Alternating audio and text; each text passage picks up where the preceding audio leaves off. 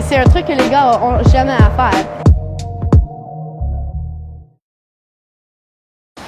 Sprints. We're doing sprints of course now.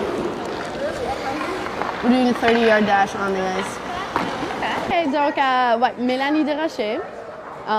Je suis numéro 17 pour les Canadiennes de Montréal. J'ai joué au hockey depuis que j'ai 7 ans, je crois.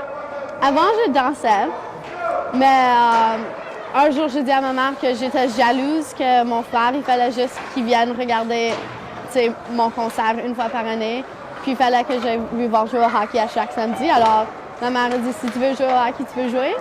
Puis j'ai jamais arrêté. Ensuite, je suis venue à Montréal. J'ai pris 2 ans que j'ai pas joué parce que je faisais ma maîtrise. Alors, ça, c'est encore une affaire de profession. Il fallait que je fasse le choix difficile de soit jouer au hockey en continuant mes études. Pour moi, j'ai dit peut-être que je devrais juste focus sur mes études parce que malheureusement, c'est là comment que je vais gagner ma vie. Mais ensuite, après ça, j'ai retourné au hockey, puis ça fait 2 ans que je joue pour les Canadiennes de Montréal. C'est chill, j'aime ça. Is that on? Yep. It's always on. You guys look okay. You guys are forcing the broadcast. Ben, c'est difficile. C'est comme pour moi aussi, je suis venue à Montréal pour jouer au hockey, alors il fallait que je trouve un emploi qui peut fonctionner avec notre game plan. L'affaire aussi, c'est qu'on est une ligue professionnelle, mais on pratique seulement 2 fois par semaine. C'est sûr qu'on voudrait pratiquer tous les jours de la semaine, comme qu'on a fait à l'université ou comme les gars, mais c'est beaucoup demandé. Tout le monde travaille une job à temps plein. Si tu dois travailler un 9 à 5, ensuite pratiquer de 7h45 à 10h tous les soirs de la semaine, c'est épuisant. Personne va pouvoir performer à le haut niveau qu'on veut si on pratique tant que ça. Alors, c'est difficile, c'est différent, mais on progresse. C'est sûr que c'est un petit peu plus lentement, comme j'aimerais que je pourrais gagner ma vie comme une joueuse professionnelle, mais on fait ce qu'on peut parce qu'on adore le jeu. Alors, je trouve un emploi qui fait avec notre horaire, puis j'arrive à la glace excitée à chaque jour pour jouer.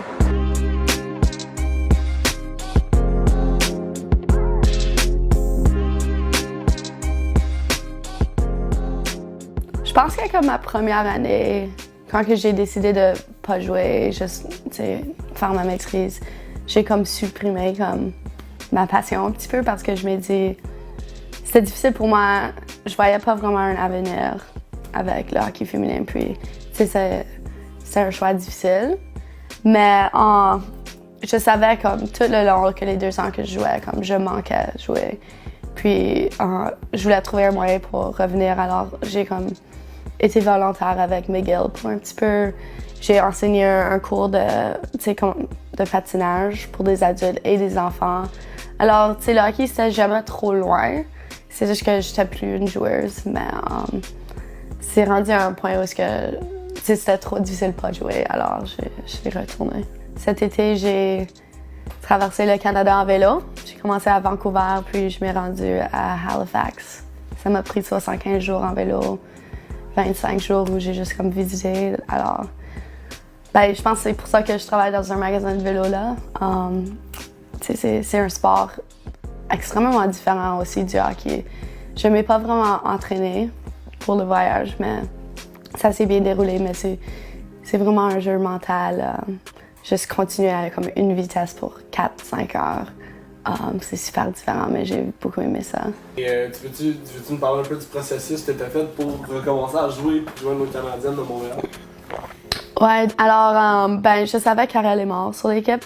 On a joué à Saint-Lawrence ensemble, puis ben, on se parlait, puis elle a dit « Pourquoi est-ce que tu viens pas jouer pour les Canadiennes? » Puis, tu sais, j'ai dit « Est-ce que tu penses que j'ai comme vraiment une chance à faire l'équipe? » Puis elle est comme « Ouais, pourquoi pas? » Alors, à ce point-là, elle m'a mis en contact avec le GM Meg. Puis on a eu une conversation au téléphone, puis elle a dit « OK, il faut juste que tu comme enter le draft. » Alors, ouais, j'ai soumis mon nom, puis ça, puis eux autres m'ont repêché. Je sais plus quelle ronde, probablement comme la 7e ou quelque chose. Ensuite, ouais, donc ça c'est tout arrivé comme la fin été, mais avant l'été débute, avant que ma première saison, j'avais une idée que je voulais retourner, alors j'ai joué dans une ligue d'hommes de comme garage. Mais c'était vraiment le fun, c'était quand même un haut niveau, puis les gars m'ont vraiment encouragée. Ils sont toujours surpris quand c'était la seule fille qui vient jouer. Puis j'étais vraiment comme une joueuse extra dans la ligue parce que j'étais trop tard pour comme, me joindre à une équipe. Alors la façon que ça fonctionne, c'est à chaque jeu, les dimanches, comme si eux autres ont besoin d'un joueur, si eux autres peuvent choisir d'une liste. Puis je me souviens, je suis venue comme la première semaine, puis j'ai joué toutes les fins de semaine après ça parce que les gars ont réalisé que j'étais bonne. Alors, j'ai joué pour toutes les équipes aussi. Alors, c'était le fun. J'ai comme connu tout le monde dans la ligue. Alors, ça m'a aidé aussi juste à comme m'entraîner un petit peu. Comme j'ai entraîné au gym, mais il faut aller sur la glace. Alors, mes premières pratiques avec les Canadiennes, c'était les tryouts. Alors, j'étais un petit peu nerveuse, mais ça s'est bien déroulé. T'oublies pas vraiment comment jouer, alors. Manqué, en fait, c'est simple. Moi, je viens de Québec, plus précisément Stoneham, c'est un peu plus reculé. J'ai joué à Charlebourg. J'ai été recrutée ensuite par le Cégep Limoilou. C'est là vraiment que je trouve que j'ai pogné un petit peu plus mon talent, un peu, si on peut le dire de même, ça fait un peu prétentieux, mais c'est plus que j'ai pris plus un élan vers le hockey. Ensuite, j'ai été remarquée par l'Université de Montréal. Il n'y a pas d'université à Québec qui offre du hockey. Puis quand je suis venue visiter ici, faut préciser que pour Québec, venir à Montréal, c'est pas tant le fun. Québec-Montréal, il y a quand même une rivalité. Puis quand on vient de Québec, on est un peu plus en région. Puis habituellement, je tente pas de venir d'une grande ville, mais quand je suis venue visiter à l'Université de Montréal, je suis tombée en amour avec le programme, avec tout ce qu'il y a à faire, puis vraiment avec la qualité de jeu que l'Université de Montréal offrait. Donc, je suis venue ici. Ensuite, après mes 5 années d'éligibilité avec l'Université de Montréal, j'ai été recrutée par les Canadiennes au 2e tour du repêchage. Et on me voit aujourd'hui avec vous. C'est pas mal ça. Tes commentaires sur ta première année jusqu'à présent avec l'équipe? Ça va super bien. J'adore l'équipe. L'ambiance est vraiment, vraiment différente d'avec l'université, mais différent ne veut pas dire moins bien. Là, j'ai vraiment adoré l'expérience. J'adore l'expérience. Puis l'équipe s'entend bien, puis en plus, on gagne. Fait que... Ouais. Puis avec ton d'enfant dans ton parcours universitaire, tu veux un peu nous parler de ça. Tu as fait 5 ans avec l'équipe. Tu peux nous expliquer un peu les processus de repêchage après pour aller dans le LCHF, tout ça? Oui. En fait, moi, j'ai fait 5 ans avec l'équipe. La raison pourquoi j'ai pas fini mon bac, c'est parce que j'ai commencé dans d'autres bacs. Comme la plupart des gens, j'étais mêlée. Donc, c'est pour ça qu'il me restait 1 an. Le processus de sélection, en fait, quand tu finis tes 5 années d'éligibilité, tu te fais soit approcher par une équipe pour qu'ils disent... parce que il y a beaucoup de filles qui finissent directement après l'université, qui décident de ne pas poursuivre, justement à cause du fait qu'on n'est pas payé puis qu'il faut aller faire notre job à un moment donné. Donc, soit tu te fais approcher par la directeure générale qui te dit « Viens donner ton nom pour le draft, on aimerait ça te repêcher », ou soit tu donnes directement ton nom dans la banque de noms pour le draft, puis à ce moment-là, l'équipe qui te veut te repêche. Ben, c'est complètement volontaire. Ben, c'est pas volontaire dans le fond, mais c'est plus toi qui vas de ton propre gré que l'inverse, dans le fond. Ouais, c'est ça. Des fois, ils te recommandent fortement de venir, là, mais ouais, en fait, c'est parce qu'ils peuvent pas te forcer vu que t'es. C'est pas comme dans la Ligue nationale, si on avait 1 million au bout, je pense qu'il y aurait plus de filles qui décideraient de donner leur nom, mais non, habituellement, les DG, ils viennent te chercher, puis c'est comme ça que ça marche beaucoup. Justement, avant d'ouvrir la caméra, tu me disais que tu venais t'entraîner une fois de temps en temps ici avec l'équipe. Tu peux-tu parler de ça, comment ça marche, pourquoi tu veux t'entraîner encore à l'université avec ton ancienne équipe? En fait, c'est ça. Professionnel, on a 2 pratiques semaine parce qu'avec un horaire de 40 heures de job, c'est difficile pour les filles qui travaillent, autant pour moi qui étudie. Mais c'est ça, fait que je viens profiter de la glace. Mon ancien entraîneur nous l'offre à toutes les anciennes carabins de pouvoir embarquer sur la glace avec l'équipe.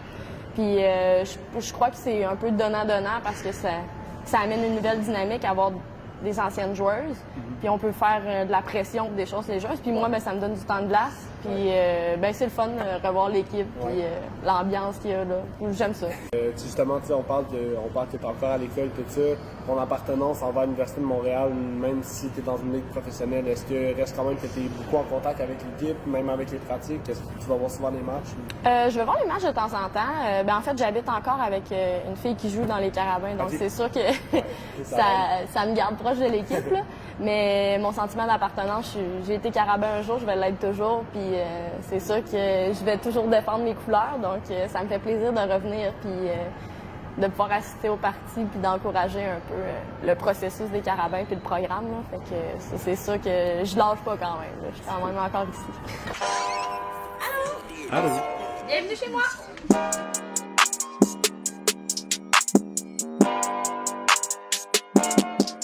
Le processus de repêchage, tu viens de terminer ta première saison avec les Canadiennes.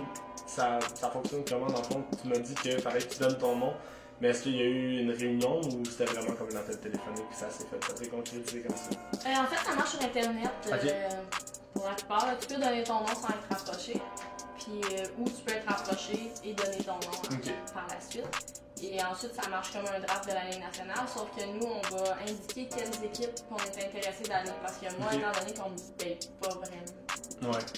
Bref, on en avait déjà parlé dans le podcast. À écouter dans le podcast. Ouais, c'est ça, on va réécouter un autre podcast. Ouais, c'est ça. Mais étant donné que c'est pas vraiment un salaire qui peut subvenir à mes besoins, je peux pas être recruté par Calgary, puis eux, ils me disent, tu t'en viens. Ouais, c'est sûr. Parce que, moi, j'ai une vie, puis j'ai une job. En fait, là, présentement, j'ai mes études, mais pour la plupart des filles, c'est une job. Ils peuvent pas juste s'en aller puis aller jouer au hockey à Calgary. Donc, comme on cible des équipes, puis ces équipes cibles-là, c'est juste elles qui peuvent nous recruter. OK.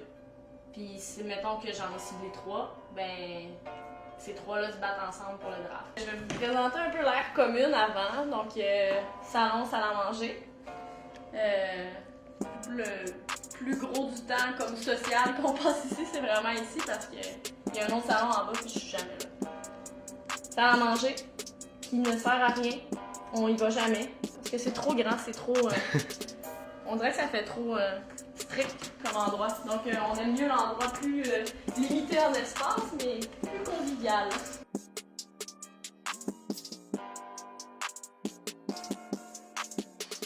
Si j'en ai ciblé une, je sais à qui peuvent me recruter ou pas me recruter à leur guise. OK. Et justement, vu qu'on en parle, est-ce qu'il y avait d'autres équipes que tu avais mis dans ta liste, mis à part des Canadiennes? Non, mais en plus que moi, j'avais déjà été approchée par eux, je savais qu'ils voulaient me recruter. OK. Non seulement j'avais pas besoin vu qu'ils l'avaient dit, mais je l'aurais pas fait parce que je voulais finir mes études à l'Université de Montréal parce que je considère que l'Université de Montréal, c'est un diplôme qui va m'amener loin. En termes d'université, c'est quand même une université de qualité qui est bien classée. Donc, je veux finir puis avoir mon diplôme à cet endroit-là.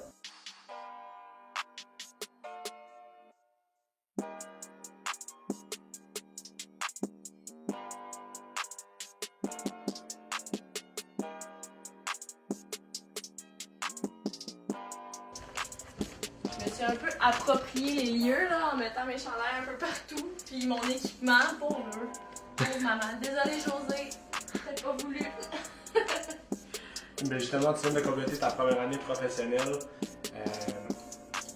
L'équilibre entre ta vie et le hockey professionnel qui est un peu plus demandant, j'imagine, que le hockey universitaire. Comment ça s'est fait pour toi de créer un équilibre dans le fond entre tes études, l'université et la transition professionnelle? Au début, ça a été difficile. Les pratiques le soir, je suis pas habituée. J'ai toujours pratiqué vers 4h50, fait carrément c'est toujours ça. Okay. Donc là, m'en aller à 8h30, faire mes pratiques, revenir ici, il est 11h le soir. Là, je parle pas du matin, il est 11h le soir. Là, j'ai un cours le lendemain à 8h30, fait qu'il faut que je me lève vers 6h15 parce que je suis à Brossard. Ouais. Faut que je m'en aille sur l'île. Ouais. Donc, faut que je parte à 7h d'ici. Ça fait des nuits plus courtes, surtout quand tu as étudié toute la journée, tu es allé à l'école, après tu as ton entraînement, après ton entraînement sur glace. Une journée longue, tu as besoin de sommeil. Après, mais il faut que tu recommences le lendemain. Moi, là, au début, j'ai eu de la misère, j'étais fatiguée beaucoup. Il fallait vraiment que je récupère en sommeil à des endroits, des power naps. Power nap. Mais non, sinon, après peut-être un mois, j'avais pogné le billet. Sinon, c'est ma chambre. Mais ici aussi, il faudrait que je me place devant mes sacs. Mes parents ne seraient pas fiers. Fait que je reste comme ça. Je le ferai pas. Il est trop tard, je l'ai dit. Donc, c'est ça. Tantôt, j'ai mentionné que j'étais geek là, avec mes 2 petits livres. J'ai l'air de rien. J'ai caché les autres. C'est ça mon milieu que je vis tout le temps.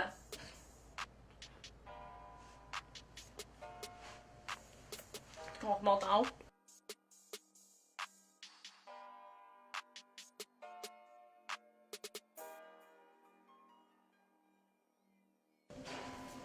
Donc tout ça, c'est grâce à ma deuxième mère, ma mère adoptive.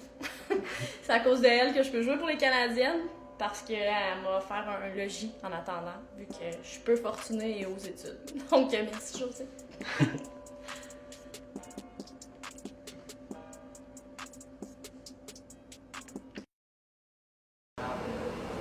Ready? I'm ready.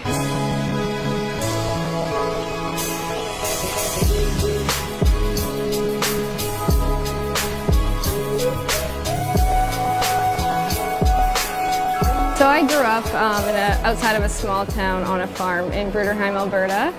I come from a big hockey family. I have 4 siblings. We all played hockey growing up.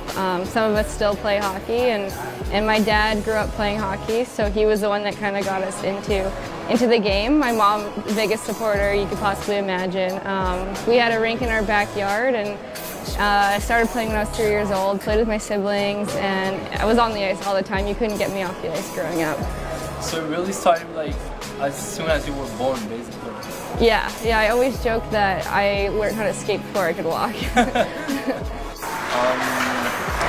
think that the research with, for example, the children that start to come from China have a lot more of financial support?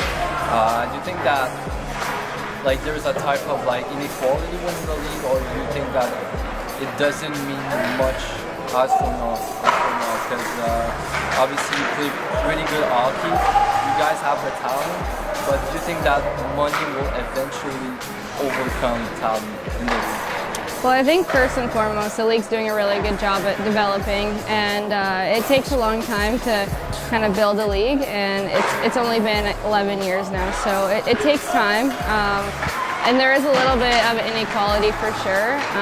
That kind of comes along with the circumstances, and I know that here, girls on my team have to work full-time jobs, and that's pretty tough when you've been working all day and you come to the rink and you have to put on the skates and perform to the best of your abilities. And the girls do a really good job, but I think that it'd be amazing one day to be able to play hockey full-time and be able to lace them up every single day and work towards that and have that be everyone's job. So I think there's a long way to come, but it's kind of baby steps and making sure we're doing the right thing for each step. So I think we'll get there.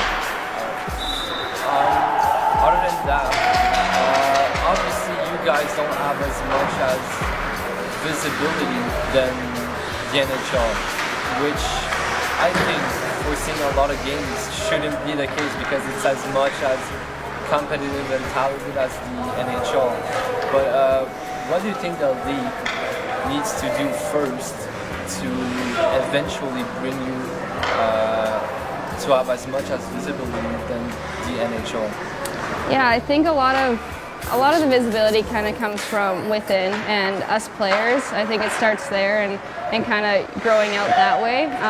So we have to do a good job of getting out in the community, and I think we do a very good job, but it's just kind of continuing doing that and not being complacent with where we're at. I know our partnership with the Habs, that's a big partnership for us. That gives us a lot of visibility, and kind of continuing having that relationship I think will be huge going forward, but not only for us, but for the other teams in the league as well. So I think just getting out and still creating our fan base, and it's once someone watches our games, they're hooked, and it takes one game for them to want to come back and watch more. So I think just getting people to come out to our games is the biggest thing that we can do.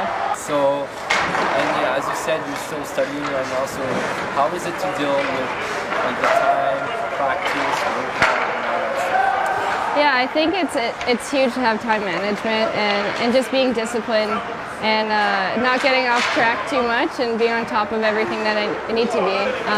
So for me, it's making sure I'm working out, getting the right amount of ice time, the right amount of rest, and I'm doing my schoolwork as well, and coaching. So it's kind of just jumbling everything and making my schedule work, and each week it's a little bit different, but just kind of planning ahead. I'm a huge planner, so that helps me a lot with my time management.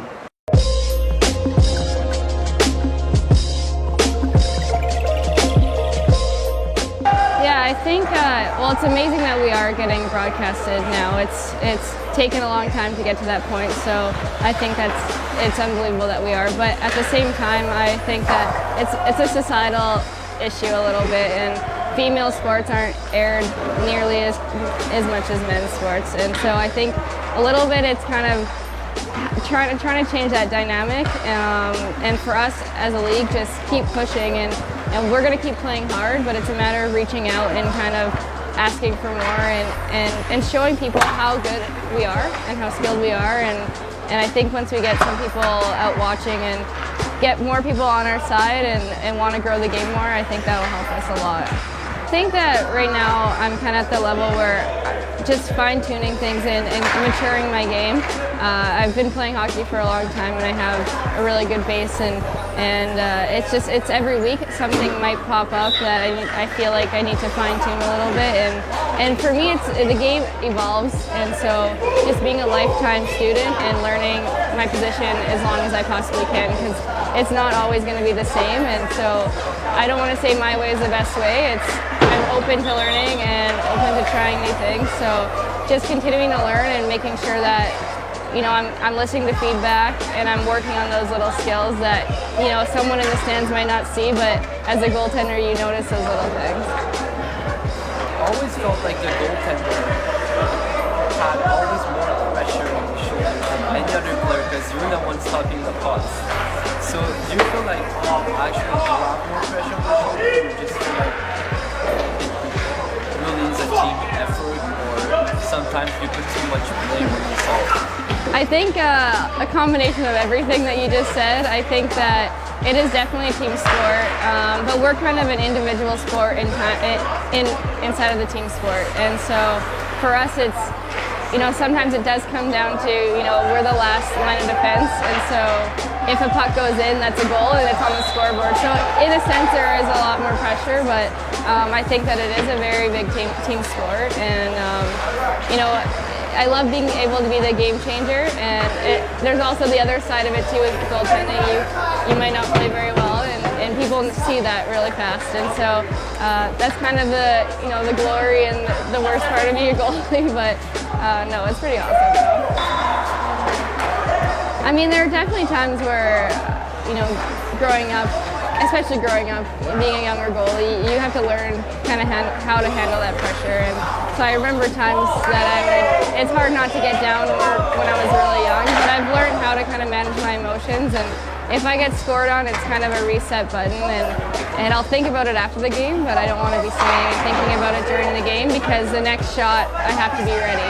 and that could be right 10 seconds after the last goal. So I've kind of learned how to manage those emotions, but I think I'm better at self-reflecting now too, and distinguishing what I need to do better the next time.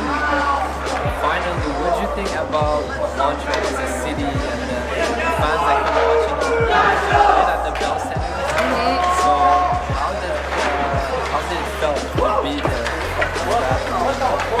Yeah, I mean, unbelievable. I got to play at the Bell Center last year with the opposing team, so that's a little interesting being on that side, and that was unbelievable as well. Even though the whole crowd was against us, it was so much fun, and I think we had 6,000 fans, so that's amazing. And to be able to play there again this year, I was so excited. The team was pumped up, and I can't even explain how that felt. But I love the city. I think it has a little bit of a European feel, but I really fell in love with the city right from the start. I lived in Boston for 4 years, and I kind of get that similar feel too. And Boston is one of my favorite cities as well. So, I love it.